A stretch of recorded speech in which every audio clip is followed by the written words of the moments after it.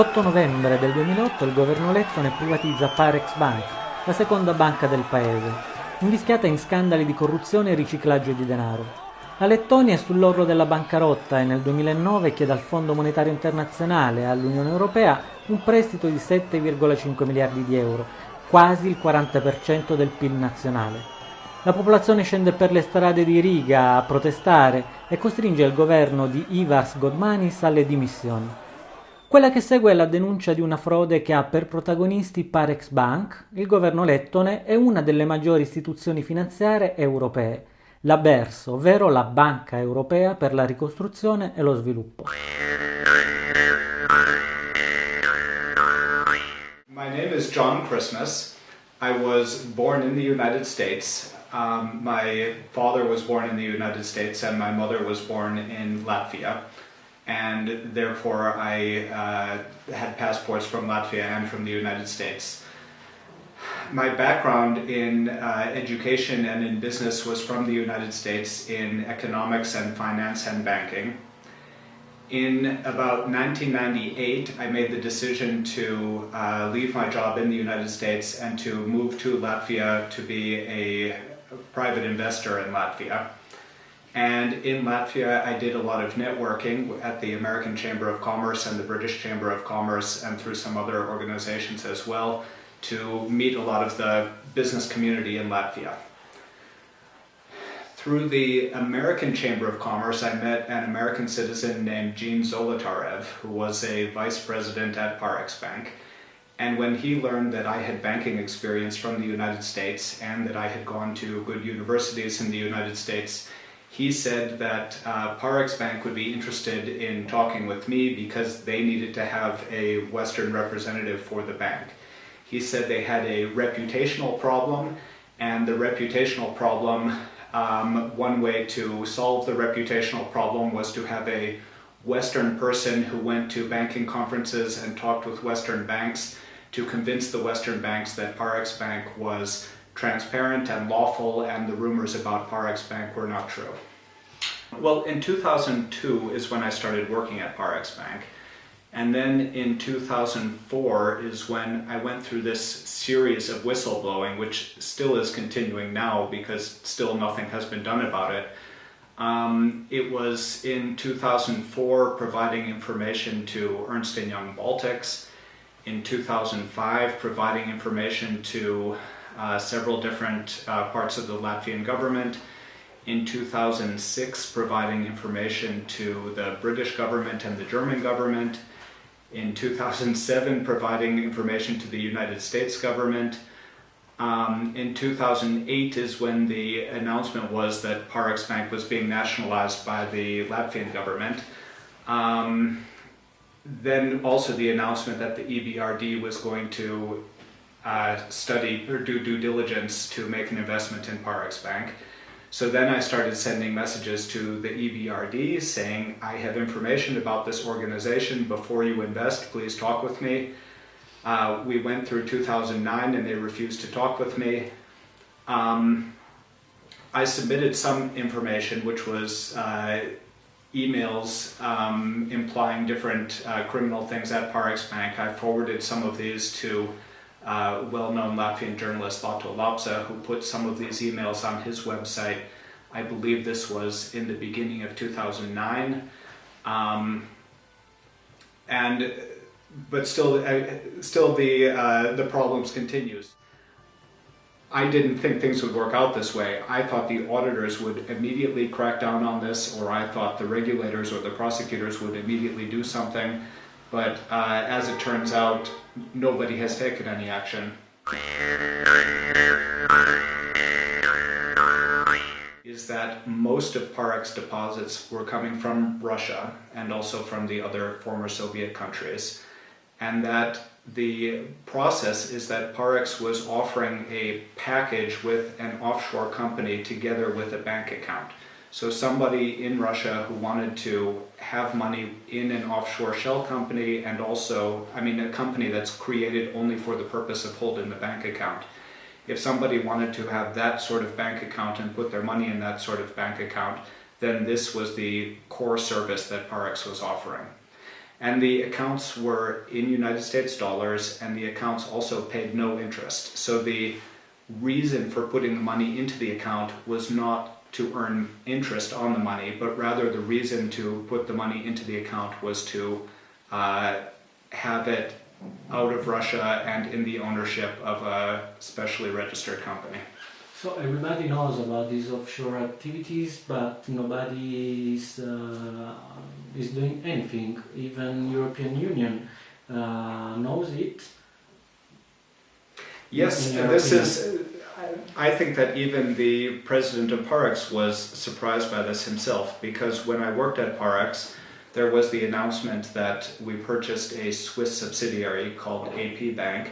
And when I attended the meeting where the president of Parex Bank announced that we had a Swiss banking subsidiary, he said that the reason why Parex had this new Swiss subsidiary is because some of the deposit clients were concerned that Latvia was entering the European Union. And his quote was that some of the clients did not want their account information in computers in the European Union, and therefore they were asking to move their money to Switzerland, and that Parex purchased this Swiss subsidiary on purpose for these customers. It's an interesting thing to publicly announce as a purpose for having this Swiss subsidiary, but in retrospect, it didn't matter anyway, because nobody got in any trouble with their accounts, even the accounts that stayed in the European Union. Those accounts are still there. Not only are those accounts still there, but in fact they were bailed out by European Union taxpayers.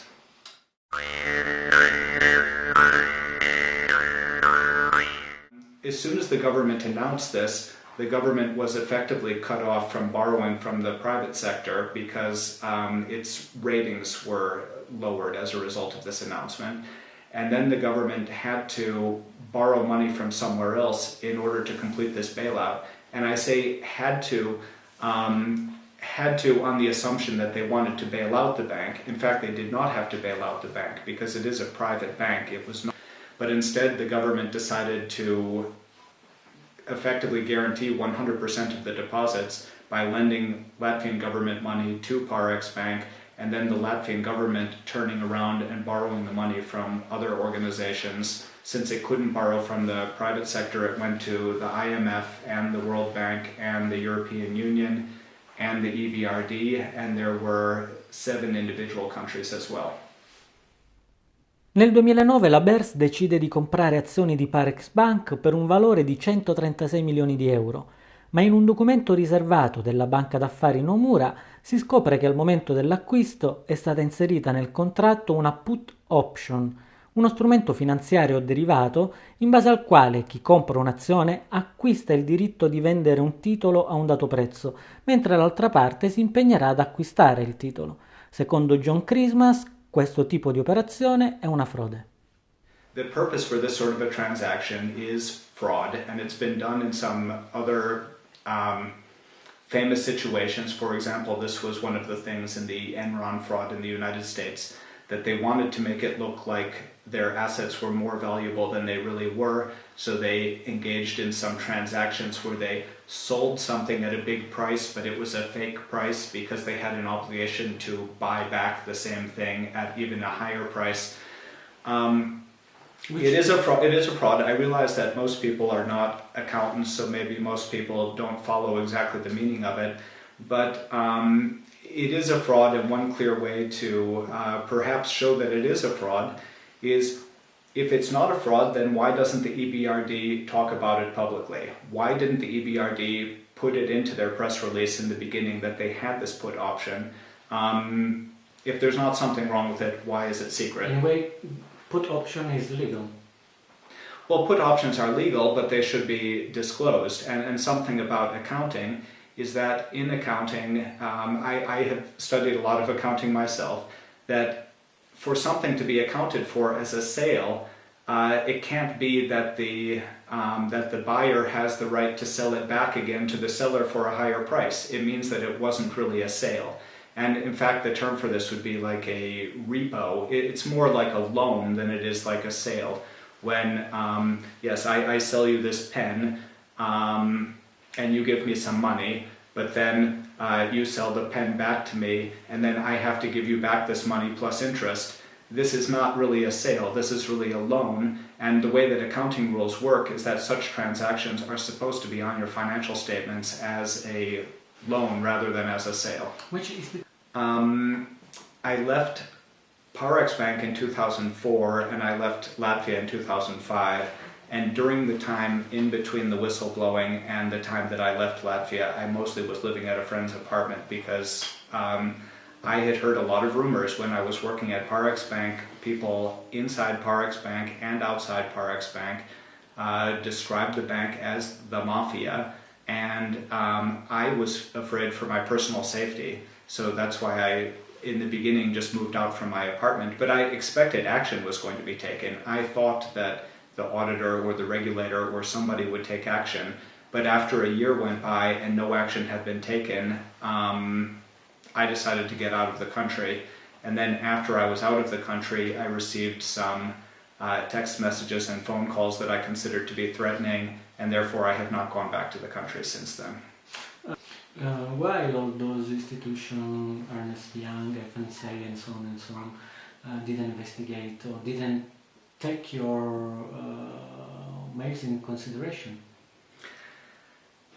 The behavior of these organizations is not what I anticipated, because I really thought that Ernst & Young would decide to crack down on this immediately. I thought they would be afraid for their reputation, and I thought that they would immediately do something. The fact that they chose to not do anything, and the response I got from two different people at Ernst & Young who I talked with about this was to get angry at me for whistleblowing rather than to thank me for the information. But it seems that there's just been no desire of people to pursue this, of just to do their proper jobs and to investigate this and get it finished. And really the only government organization that has been interested in this so far has been the American FBI, which is ironic because this is something that's occurring in Europe. So I think it should be European agencies that are concerned with this, but they don't seem to be. The FBI is concerned, but Europe seems to be not concerned. Well, the EBRD absolutely refuses to communicate with me. So it went through a change where in the beginning of 2009, when they were doing their Parex Bank due diligence, my communication was to please listen to me, because I want to tell them the truth about the company that they're looking at, and I don't want them to get robbed by investing in this company. But then, when they went ahead without talking with me and also announcing how wonderful the company was, and then spent a lot of taxpayer money to buy the stock, then I switched around my opinion to the other way. I made some realization that it seems like they are part of the problem, that they're not, if my side is trying to expose the truth and trying to bring rule of law to Latvia, their side seems to be to try to cover up what's happening in Latvia. So then my tone of my emails to them was no longer that I want to help them, but rather to ask them to please explain what they're doing. And then when further information came out, when this Nomura report came out, then it became clear that this was a deliberate fraud, that they lied in their press releases and they bought something that they knew was worthless, and that they protected the investment by having a secret put option. So at this point, it changes the EBRD from being a potential friend into being an enemy. Now, to me, it's hard to believe that all of the 1,500 employees in the EBRD think the same way. I can't believe that all of them think that the function of the company should be to, or the function of their taxpayer-funded bank should be to cover up frauds. So I still hope that someone inside the EBRD will one day watch one of these videos and say what my own organization is doing is wrong, and then there will be a change of thinking inside the EBRD.